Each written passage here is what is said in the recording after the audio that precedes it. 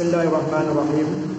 Alhamdulillah, segala puji-pujian bagi Allah Subhanahu wa taala yang Maha Baik, Maha Pengasih, Maha Penyayang, yang senantiasa baik, yang mencurahkan rahmatnya dan nikmatnya kepada kita pada setiap saat, detik dan ketika. Maka dengan itu marilah kita menghabiskan sisa-sisa usia kita ini untuk menjadi manusia yang sangat-sangat bersyukur sebagaimana apa yang telah dilakukan oleh junjungan besar Nabi Muhammad sallallahu alaihi wasallam. Insya-Allah pada malam ini kita berkongsi tajuk iaitu dosa. Berkaitan dosa dengan taat. Berkaitan dosa dan juga taat. Alhamdulillah. Muslimin, tuan-tuan yang dirahmati Allah sekalian. Untuk makluman kita, sebenarnya semua perkara yang berlaku dalam dunia ini yang terkait dengan diri kita atau sesiapa saja, ia sebenarnya ada kaitannya dengan ilmu tauhid secara langsung, bukan secara tidak langsung, secara langsung. Apa pun perkara yang kita buat, yang kita tidak buat, semuanya ada terkait dengan ilmu tauhid. Jadi sebagai mukadimahnya dan termasuk juga dalam kandungan kuliah kita pada malam ini, bahawa saya suka nak membezakan. Boleh jadi ada orang di masjid ini kurang faham atau dia mempunyai kefahaman yang tersendiri. Jadi saya nak memberi faham dengan izin Allah Subhanahu wa taala. Sebab saya mengajar ni boleh jadi ada perkara-perkara tertentu lain daripada ustaz-ustaz lain. Apa dia?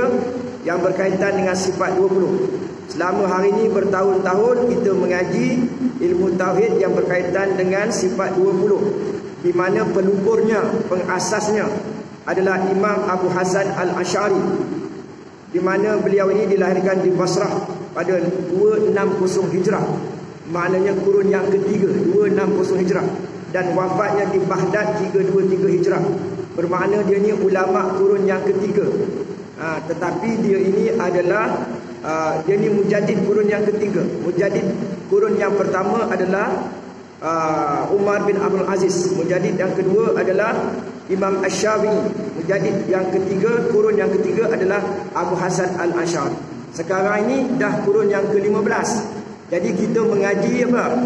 Kita mengaji menggunakan pendekatan Imam Abu Hasan Al-Asy'ari, kurun yang ketiga. Ini kurun yang ke-15. Lebih kurang 12 kurun, 1200 tahun. Jadi kita masih lagi guna pakai pendekatan Abu Hasan Al-Asy'ari.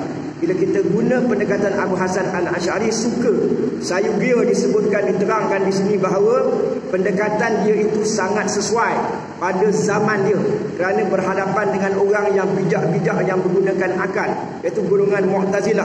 Sehingga dikatakan Imam Abu Hasan Al-Asy'ari ini dia mengaji dengan Al-Jubai, berguru dengan dia lamalah, sehingga usia dia 40 tahun baru dia keluar daripada fahaman Mu'tazilah, iaitu fahaman yang menggunakan akal. Dia beriman dengan Quran, beriman dengan hadis, tetapi apabila bertentangan dengan akal, maka dia letakkan akal itu lebih atas. Sebab bagi dia akal itu adalah kurniaan Allah. Betul bahasanya, tapi tak betul hakikatnya. Dan juga gandingannya ialah Imam Abu Mansur Al-Maturidi, yang mana lahirnya 250 Hijrah dan meninggalnya atau wafatnya 333 Hijrah. Di pasangan yang selalu digandingkan. Bila kita kata ahli sunnah wal jamaah, maka kita menganut fahaman Abu Hasan Al-Asy'ari dan Abu Mansur Al-Maturidi. Sekarang ini kurun yang ke-15. Jadi ada satu pendekatan tauhid. Ini yang saya bawa. Pendekatan tauhid yang saya sebutkan dulu akan diguna pakai di Malaysia ini sehingga zaman Imamul Mahdi, sehingga zaman Nabi Isa, sehingga habis. Sebab apa? Sebab mujaddid ini adalah mujaddid yang terakhir. Maka bila mana zahir Imamul Mahdi, tidak ada lagi mazhab Syafi'i, Hanafi, Maliki, Hambali, dan tauhidnya pun, tauhid yang diguna pakai nanti adalah tauhid penghayatan.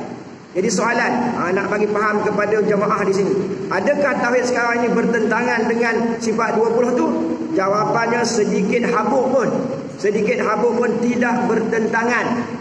Habis tu kenapa tak guna pakai yang itu? Kenapa tak guna pakai yang itu? zaman dulu, zaman ahli falsafah. Ahli falsafah Yunani menyerang menyerang Islam dengan menggunakan akal. Maka datanglah Abu Hasan Al-Asy'ari mempertahankan pandangan ahli sunnah wal jamaah. Lalu dia diberi ilham. Ilham itu satu ilmu yang tepat, 100% tepat dari Allah Subhanahu wa taala, menggunakan apa? Dia menggunakan akal lah, diberi faham, lalu dia susun sifat 20 itu untuk melawan semula. Melawan semula fahaman Yunani tu, fahaman Greek tu. Jadi sesuai pada zaman itu. Kalau nak kata telefon 10 tahun dulu. Apa nama telefon tu? Blueberry. Ke apa zaman yang sesudahnya kan. Jadi sekarang punya telefon. Jadi kita telefon juga, tapi kita guna yang semasa punya. Jadi tauhid yang saya nak ajar pada malam ini adalah tauhid penghayatan. Saya bagi satu contoh saja. Contoh kita belajar sifat 20. Allah Subhanahu wa taala berkuasa. Qadirun. Qadirun itu makna yang berkuasa. Dulu kita belajar macam itulah. Jadi saya pula bawa ni daripada pahaman Mujaddid lah. Kurun yang ke-14 bersambung dengan kurun yang ke-15. Kalau dah tahu bahawa Allah Subhanahu wa taala berkuasa, apa makna ni? Saya canaikan lagi buat pencerahan. Tauhid penghayatan namanya. Iaitu Allah Subhanahu wa taala maha berkuasa, kita maha tidak berkuasa, yakni maha lemah, zero. Allah berkuasa, kita tidak ada kuasa langsung. Bila kita tidak ada kuasa langsung, umur kita panjang, 100 tahun kita beramal, 100 tahun kita ikhlas, 100 tahun kita banyak amalan. Ingat yang kamu daripada mula tadi dah dibagi tahu kamu kosong, tak ada kuasa langsung. Jadi walaupun 100 tahun kamu beramal, ikhlas lillahi ta'ala, banyak amalan kamu, sebenarnya kamu ada kuasa. Kamu dah tahu kan, tak ada kuasa. Jadi bila tak ada kuasa, yang kamu buat selama 100 tahun itu, siapa yang sebenarnya yang melakukannya? Bagi pihak kamu, yang zahirnya konon kamu buat. Kamu dah tahu kamu tak ada kuasa, jadi kamu buat apa? Kamu tak ada buat apa? Pasal apa tak buat? Tak ada kuasa. Habis siapa yang buatkan? Yang ada kuasa. Siapa? Allah. Jadi bila Allah buatkan semua amalan kita, yang kita ni tak ada kuasa, pasal apa engkau tuntut syurga? Pasal apa engkau tuntut syurga? Ini ilmu hakikat. Pasal apa engkau tuntut syurga? Tak malu ke engkau nak menuntut syurga? Apa amalan yang kau buat? Apa amalan yang kita buat?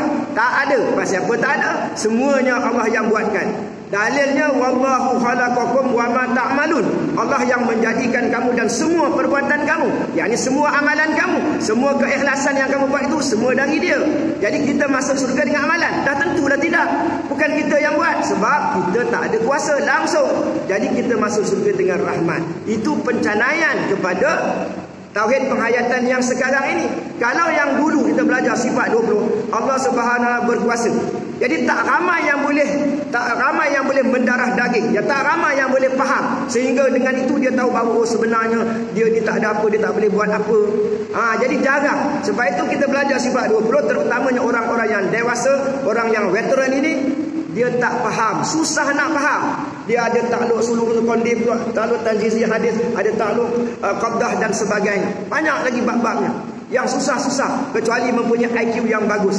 Lebih-lebih lagi orang muda, lebih-lebih lagi anak-anak muda yang dia orang ni nakkan ilmu direct. Bila ilmu ni pusing sana pusing sini, dia orang tak faham. Akhirnya dia orang suka dengan fahaman Wahabi, fahaman Salafi moden. Ini ringkasan dia. Jadi kesimpulannya tak ada beza. Yang bezanya penghayatan. Kita belajar tauhid hari ini, kita lebih terasa, aku tak ada kuasa. Bila tak ada kuasa selama-lamanya kita mengekalkan rasa tak ada kuasa, itulah yang Allah paling suka. Sebab apa? Sebab kita berjaya mengekalkan rasa hamba. Barang siapa yang banyak amalannya, yang paling banyak amalannya, tetapi dia rasa la haula wala quwata illa billah, aku tidak ada daya ya Allah kalau Engkau tak gerakkan aku tak pergi masjid. Kalau itu semuanya ya Allah, semuanya daripada Engkau.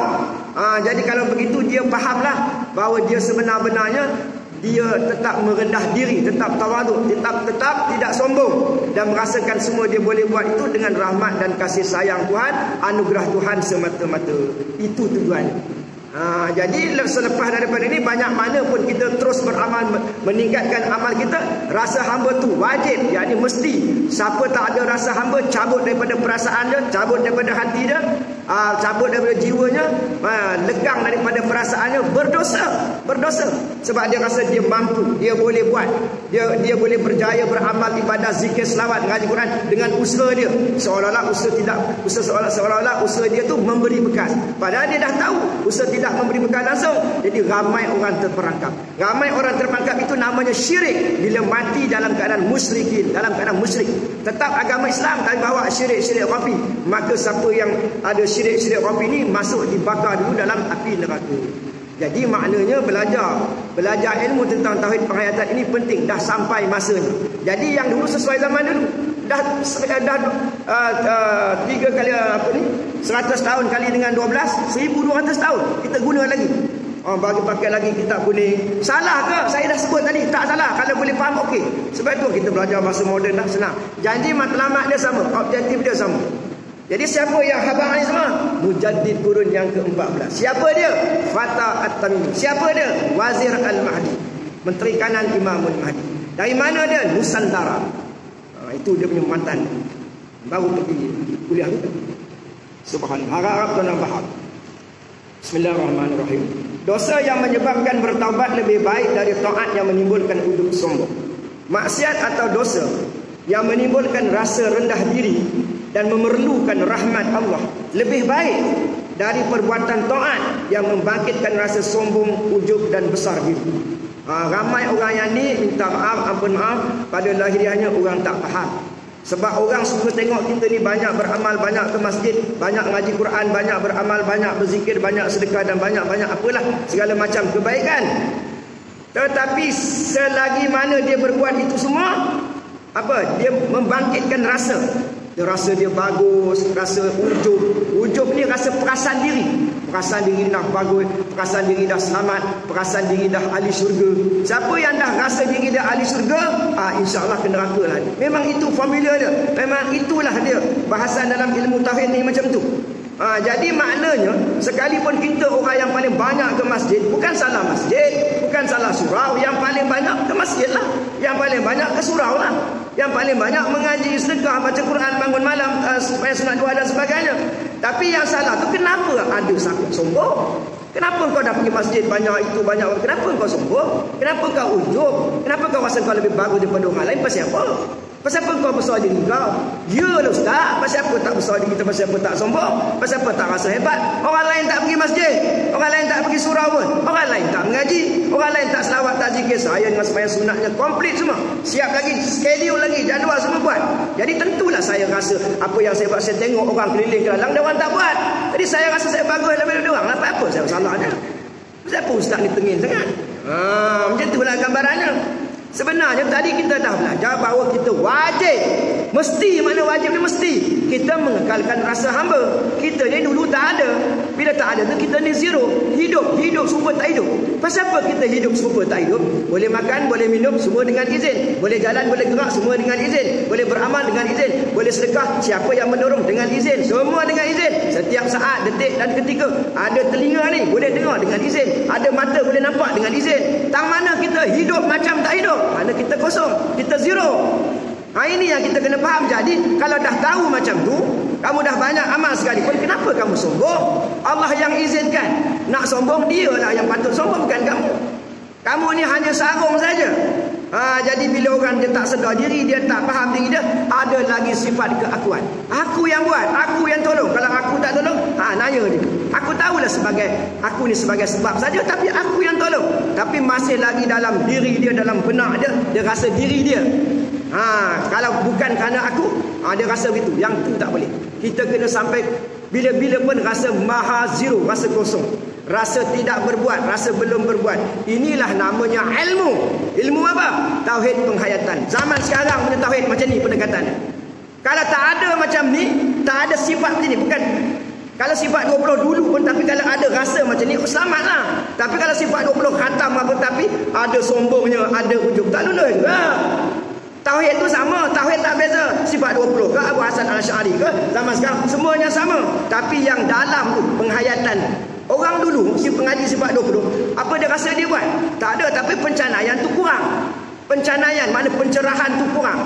Dia lebih kepada sekadar nak lulus akidah saja. Apa maksud ustaz lulus akidah? Ialah bila dia tak ada yang apa yang saya cakap macam ni, masih lagi syirik lah. Dia tahu Allah berkuasa, tapi bila buat dia rasa dia ada kuasa. Dia rasa dia boleh angkat benda yang berat. Dia rasa dia boleh buat. Syirik lah. Pasal apa syirik pula? Sebab engkau rasa engkau ada kuasa. Engkau ada kuasa, mana ada? Jadi kita tahu Allah Maha berkuasa, kita pun ada kuasa secara tak langsung, secara tak sedar, masih lagi syirik. Maka datanglah tauhid penghayatan ni, mujadid yang datang setiap 100 tahun. Ya Rasulullah li hadzal ummah ala kulli rasi mi'ah salama yujaddid laha amra dinya au kama qala, datang 100 tahun superhero. Dia datang sebab manusia dah rosak sangat. Dari segi ekonominya, politiknya, pentadbirannya, makan minumnya, kehidupan seluruhnya, semua dah rosak. Maka datanglah superhero yang benar-benar hero penyelamat dunia. Datang, dia semua sudut dia perbetulkan, termasuk ilmu tauhid. Jadi bukan menyanggah tauhid Abu Hasan Asy'ari, dia tetap benar, 100% benar di zaman dia. Macam dulu zaman Tun Mahathir, kita hormatlah Tun Mahathir. Sekarang siapa PM dia? Kena ikutlah PM sekarang. Ini orang tak apa, nak juga Dr. Mahathir, nak juga Dr. Mahathir. Tapi dia tetaplah jasa dia yang semasa dulu tu, kita kena faham ni. Perasaan rendah diri, kata Abu Madian, perasaan rendah diri seorang yang telah berbuat maksiat dosa lebih baik pula dari sombong seorang yang taat. Sekali lagi ini saya mohon ampun maaf yang saya buat postmortem, ramai orang yang tak faham ni. Dia nampak orang tu tak semayang, tak puasa, buah, jahat, minum arak, dadah. Tetapi dia bila mana dia buat maksiat itu, dia rasa apa? Dia rasa hinanya aku. Bila campur tengok orang nak buka puasa ke, dia rasa tengok orang semua baboi berseri-seri wajahnya. Dia ni dulu jahat dah, begitu terkenal dia, hina benar, aku tak layak, aku dah dalam banyak-banyak. Dia rasa betul. Rasa betul diri dia paling jahat, paling hina. Ramai orang tak tahu, dia yang paling bagus. Berbanding dengan syarat, ada syarat lah. Bisyartin an yakuna hunaka madza, dengan syarat orang-orang lain tu mereka beramal rasa lagi bagus daripada yang si tadi. Yang orang buat maksiat dia rasa dia lagi bagus. Dia ni apa? Kamu ni kenapa tak sembahyang? Kenapa tak puasa? Orang puasa kamu tak puasa. Ditengkir-tengkirnya, diherdik-herdiknya, diperli-perlinya, disindir-sindirnya. Tapi memang betul kita sembahyang. Kita rasa lebih baik lagi daripada orang lain. Jadi rasa lebih baik ni, inilah syirik. Allah yang tahu siapa yang lebih baik. Kita tak tahu hujung pangkal kita macam mana nasib kita. Kamu tahu tak? Kamu kata dia ni tak bagus. Memang tak bagus, tak semayang, tak apa. Tapi kamu tak tahu penghujung dia macam mana. Allah boleh mengubah. Kan Allah berkuasa. Kamu tahu tak Allah itu Maha berkuasa? Kalau kamu kata ini tetapnya, confirmnya, confirm dia ni teruk lah, aku lagi baik daripada dia, bermakna kita telah mendahului Allah SWT. Allah tak kata lagi, kita tak nampak lagi. Kita agak-agak ikut akal pemikiran kita. Kita dah lebih Tuhan dari Tuhan. Kita dapat keputusan kita lagi bagus daripada dia. Sebabnya orang macam tu kita apa? Kesian. Kita doakan, nasihat dia baik-baik. Aku nasihat kau ni Mat, minta maaf kau tak semayang kan? Semayanglah, kita ni orang Islam. Orang Hindu pun masuk neraka dia pun semayang. Orang Cina masuk neraka dia pun semayang. Kau orang Islam, semayanglah. Tapi aku nasihatkan kau, bukan aku lagi bagus daripada kau. Aku nasihat saja. Macam itulah. Jadi rupanya Islam ni macam tu dahsyat. Kita mesti kekalkan rasa hamba. Banyak mana amalan kau, banyak mana kebaikan kau, tetap steady je. Tak boleh rasa lagi bagus daripada orang lain. Tak boleh, haram. Ada kalanya seorang hamba berbuat kebaikan yang menimbulkan rasa ujub sombong. Kalau tak ada macam Ustaz, tak ada, itulah yang bagus. Dia buat baik banyak tapi dia rasa aku ni boleh datang masjid, syukur, alhamdulillah. Kalau Tuhan tak izin tak sampai aku. Apa aku ni lah, aku tak tahu lagi masa depan, tak tahu aku minggu depan tak macam mana, bulan depan boleh ke masjid ke tidak, aku tak tahu. Kalau dah sihat tu boleh lah. Ramai orang sihat tak sampai masjid. Ramai orang sakit sampai ke masjid. Jadi Allah Subhanahu wa taala suka orang yang merendah diri. Sebab itu Nabi Muhammad sallallahu alaihi wasallam diangkat darjatnya tinggi, paling tinggi. Sebab apa? Jawapannya muktamad. Kerana perasaannya, hatinya, nalurinya, jiwanya, dalaman dia apa? Sangatlah tawaduk, sangatlah rasa tak selamat. Ya, Allah kata engkau ahli syurga, akhlak engkau Quran. Yang pertama-tama masuk syurga engkau, antara penghulu para nabi, engkau ketuanya, engkau yang paling hebat. Ya, itu kata Allah, kata Tuhan. Tapi aku Nabi, aku tetap hamba, aku tetap manusia. Aku tak boleh rasa aku selamat. Aku hamba, kan hamba. Tentulah aku bawa perasaan-perasaan hamba yang tak selamat. Sebab Allah boleh berkuasa, boleh mengubahnya, boleh tak? Allah yang zat yang maha berkuasa, boleh. Walaupun aku seorang nabi, soalannya boleh tak Allah mengubah aku daripada seorang nabi menjadikan lebih buruk lagi keadaannya, ditinjau dari sudut kuasa Allah? Bolehlah. Tapi dia tak buatlah. Jadi aku hamba, aku manusia, jadi aku tetap mengekalkan rasa hamba. Faham tak? Jadi bukan maknanya Tuhan dah kata garantilah, walaupun Allah dah kata garanti bagi pihak dia, pihak aku hamba ni, tetaplah dia rasa apa? Dia rasa paling takut. Antara nabi-nabi dia paling takut, dan dia paling sayang umat dia. Dan saya dah bagi tahu dulu bahawa orang yang bertahajud kerana takut dengan neraka, walaupun dia bertahajud untuk diri dia, usalli sunnat tahajud adzan Allahu akbar dengan penuh tawaduknya, lepas itu istighfarnya menangis untuk diri dia, lebih baik lagi orang yang menolong orang lain dengan ikhlas, menolong membantu orang lain yang miskin, yang susah, nak muntah ke darah pun payah dia tolong, lagi bagus orang ni, berbanding dengan orang yang bertahajud tapi tidak pedulikan orang jiran-jiran, orang yang lantak dengan kau siapa suruh malas kerja, kau punya pasal. Lagi bagus orang yang tidak bertahajud tapi dia dia sayang pada orang lain, membantu orang lain, beri perhatian pada orang lain. Kata Nabi sallallahu alaihi wasallam, la yu'minu ahadukum, la yu'minu ahadukum, tidak beriman kamu, yakni tidak sempurna iman kamu sehingga kamu sayang orang lain. Walau kamu tak jumpa orang tu, sayang orang lain dalam doa kamu, macam Uwais Al-Qarni, sayang orang lain macam sayang diri kamu sendiri. Ya Allah, kalau ada orang kat Kuala ni tak makan, janganlah salahkan aku ya Allah, aku pun susah juga ya Allah, mudah-mudahan dia adalah orang sudi, tolong dia. Hati tu nak bawa hati yang macam tu. Bukan mesti kita tolong dia, tapi hati kita macam tu, kesian tengok orang susah. Tapi ustaz, kalau orang yang tahajud dia ada perasaan itu, lagilah bagus. Awak tahu sangat. Kalau dia dah semayang tahajud lagi hatinya merendah diri dengan orang, lagilah bagus. Tahajud pun dia buat, kasih sayangnya pada manusia lebih lagi. Inilah namanya insan kamil, manusia yang sempurna. Ada kalanya seorang yang berbuat dosa yang menyedihkan hatinya sehingga timbul rasa takut kepada Allah.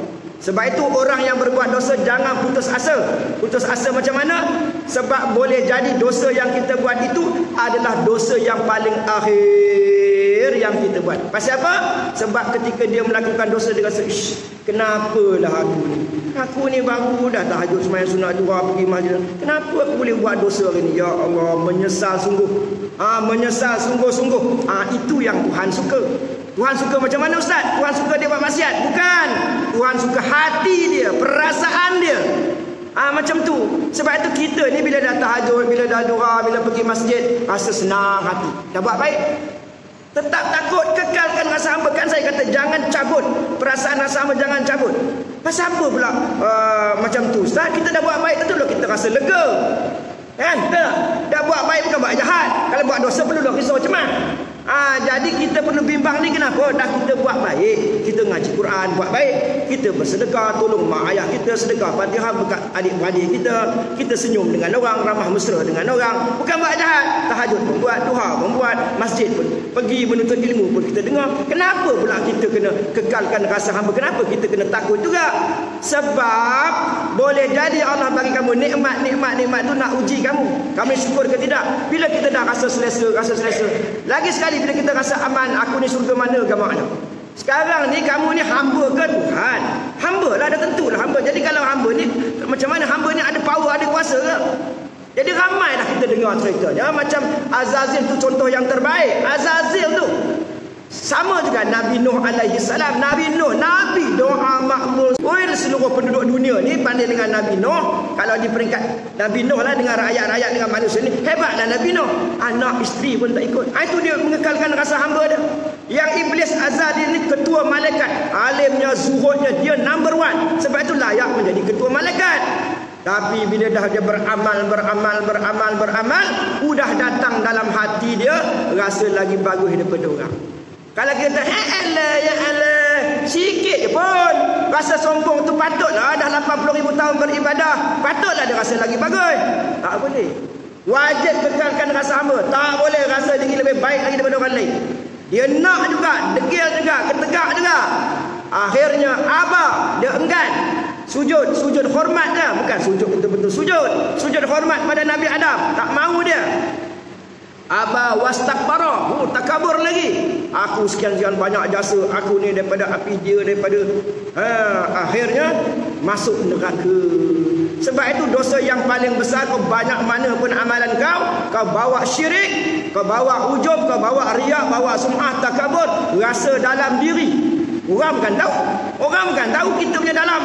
Rasa diri tu hebat, lebih baik daripada orang lain. Rasa gini. Orang tak tahu. Nampak merendah diri je. Tapi dalam tu macam serigala. Syirik banyak. Tak boleh macam tu tuan-tuan. Sebab itu penting mengaji ilmu tauhid. Penghayatan tu nak dihayati, nak dijiwainya sehingga benar-benar meresap. Nanti saat lagi nak sembahyang Isya, usalli fardal isya'i 4 rakaatin ma'muman. Dan angkat takbir ni ada satu istilah bahasa lagi keras. Tak mungkin kamu boleh angkat takbir. Semua yang ada dalam seorang-seorang ni, kalau ada 40 orang, seorang pun tak boleh angkat takbiratul ihram. Tak boleh. Kod mana pun tidak boleh. Tak boleh. 1000 kali, jutaan kali tak boleh. Pasal apa tak boleh? Kalau Tuhan tak izin. Betul? Maknanya kita di sini mana? Lemah kita betul ke mana? Dahsyat tak lemah kita? Zero. We have nothing at all. Nothing, kosong. Nak angkat takbir pun tak boleh. Kalau Tuhan tak izin. Allahu Akbar boleh dalam hati kita, Tuhan izin, alhamdulillah. Kita tak ada apa. Mana kita hidup kita ni daripada saat ke saat, detik ke detik, minit ke minit, membawa semua serah pada engkau. Kalau engkau tak izin, apa pun. Jadi jangan sombong. Sebab itulah berkat masa ni, umur tuan-tuan, umur saya, kita 5, 6, 70 ni, tak apa, yang dah berlalu jangan dikesalkan. Semua takdir Tuhan ada hikmahnya. Semuanya terbaik. Sebab itu jangan pasal zon kuning, zon hijau, zon merah nak bergaduh. Pasal apa? Apa masalahnya? Orang tak pergi masjid, kita tak pergi masjid. Yang bubuh zon merah, bubuh zon hijau, nampaknya macam orang kesihatan ke, campur tangan orang pejabat agama. Hakikatnya siapa yang bubuh zon merah tu? Allah Subhanahu Wa Taala. Apakah engkau pertikaikan keputusan Tuhan? Buat je lah. Dalam hati cuma cakap, ya Allah, sekiranya mereka buat ini bertentangan dengan syariat, aku tak redha. Habis je. Buat apa jangan cari gaduh dengan orang? Buat apa kita ni kaki ibadat, kita ni kaki masjid, tiba time Covid ini kita nak bergaduh dengan orang, nanti mati kita masuk neraka. Buat apa? Gaduh tu bukannya masuk surga. Siapa dia orang yang bergaduh? Orang yang masjid ni dulu zaman Tun Merah, dia tak ada pergi masjid, dia bergaduh-gaduh, dia nak pergi juga masuk ni. Masuk surga. Mana mahunya? Jadi dalam Islam ni tuan-tuan, saya nak bagi tentang tauhid penghayatan. Semua yang berlaku dalam takdir Tuhan, saya tak tuju pada siapa-siapa pun. Secara umumnya, ni nak bagi cara menyelesaikan masalah. Siapa yang benar-benar beriman kepada Allah, rukun iman, percaya kepada qada dan qadar, maka segala takdir Tuhan termasuk COVID-19 ni, pandemik COVID-19 ini, semuanya baik berlaku.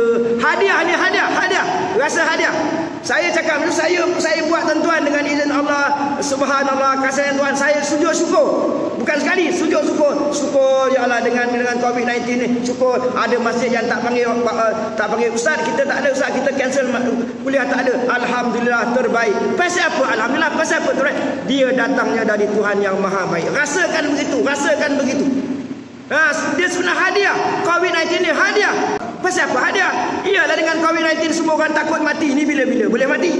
Jadi dia pun bertaubat. Kalau tak lama tak pergi masjid, nak pergi masjid, nak berzikir, mula nak insaf, mula tak nak lia-lia dah. Tak gitu. Kan bagus. Kita dah tak membazir dah, keluar dah banyak, dan kita dah makan di rumah aja banyak. Tak ada dah kita sana ke sini, tak ada buang masa dah. Bagus. COVID-19 itu hadiah, sebenar-benar hadiah. Bukan di mulut, di hati. Rasa betul dia ini hadiah. Sujud syukur sajadah waliyadillah, sampai habis sujud rasa syukur. Maknanya semua yang Tuhan susun baik-baik berlaku, semuanya bagus berlaku. Kita dah tua tuan-tuan, apa lagi? Terima je lah takdir Tuhan. Nak kata apa lagi? Terima je. Semuanya bagus berlaku.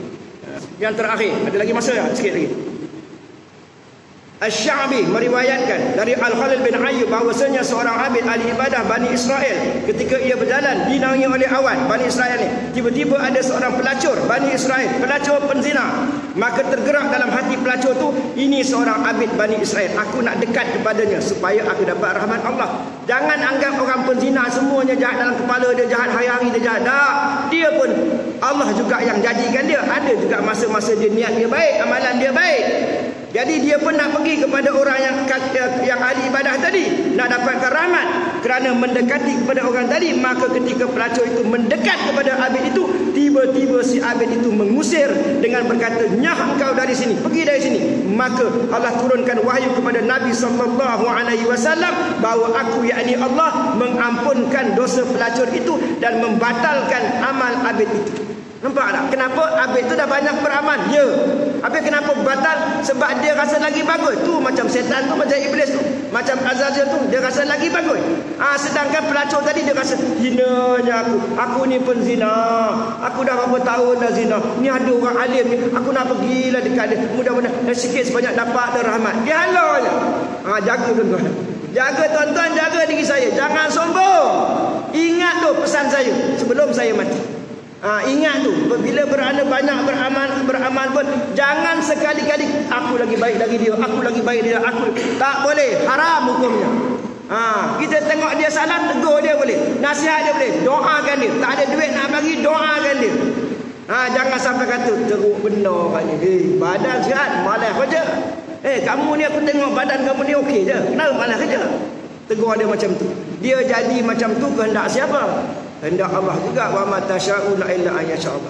Habis ustaz kata syariat tegur dah elok. Syariat tu doa-doa lah untuk dia. Itu syariat juga. Itu syariat dengan hakikat tidak boleh dipisahkan. Allah. Maka berpindahlah awan dari atas kepala abid ke atas kepala pelacur. Sebab itu kita buat jahat, jangan putus asa. Jangan putus asa. Dosa banyak ni kita nak mati. Ya Allah, Tuhan tak taubat, Tuhan tak ampunkan dosa aku ni, macam mana lah aku.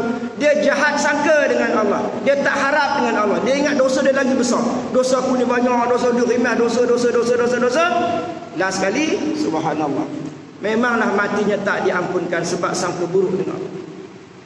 Dan juga yang terbaru-baru ni, di mana seorang yang meninggalkan sembahyang, matinya ular dalam kubur tu. Zaman moden Allah boleh buat.